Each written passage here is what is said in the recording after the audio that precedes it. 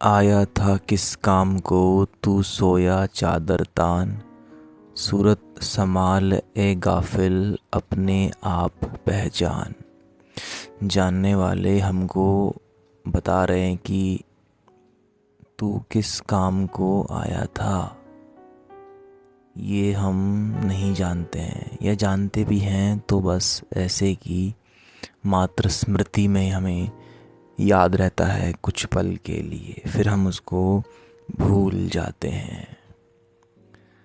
तो फिर जानने वाले हमसे कहते हैं कि तू सोया चादर तान। जैसे कि आप देखते हैं एक आम आदमी होता है, वह जिंदगी भर सोते ही रहता है। अब यहाँ पर कौन से सोने की बात चल रही है?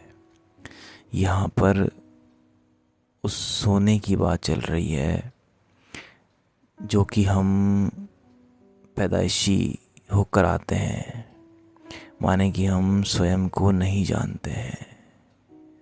इसीलिए वो कहते हैं सूरत संभाल ए गाफिल अपने आप पहचान।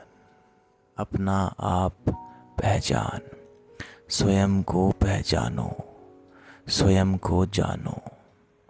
बस एक मात्र इसी काम के लिए हम यहाँ पर आते हैं।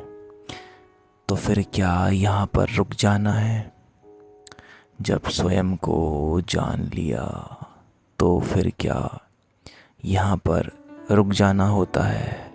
नहीं, असल यात्रा तो शुरू ही उसके बाद होती है, जब हमने स्वयं को जान लिया होता है।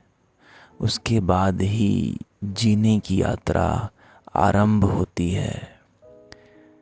और उस यात्रा का आरंभ आवश्यक नहीं कि आपको बाहर ढोल नगाड़ों के साथ करना पड़े, क्योंकि यह यात्रा तो भीतरी तल पर होती है। फिर बाहर भी वह स्वतः ही हो जाती है। आवश्यक है कि हम उसको अपने भीतर प्रवेश करने से बाध्य ना करें पहले तो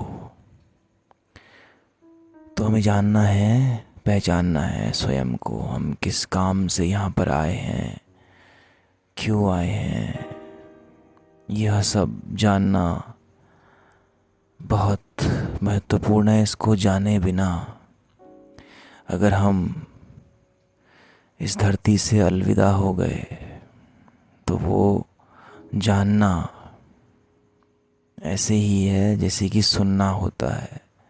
उसमें जानना नहीं होता है, उसमें मात्र सुनना ही मौजूद रहता है। जानना वही होता है जो जीने में परिवर्तित हो जाए, वही वास्तविक जानना होता है। फिर अपने आप सूरत भी संभल जाती है और अपने आप ही जो विशाल आनंद का भव सागर है, हम उसमें तैर जाते हैं। हम उसमें उन्मुक्त हो जाते हैं और शुरुआत होती है अपने आप को पहचानने से।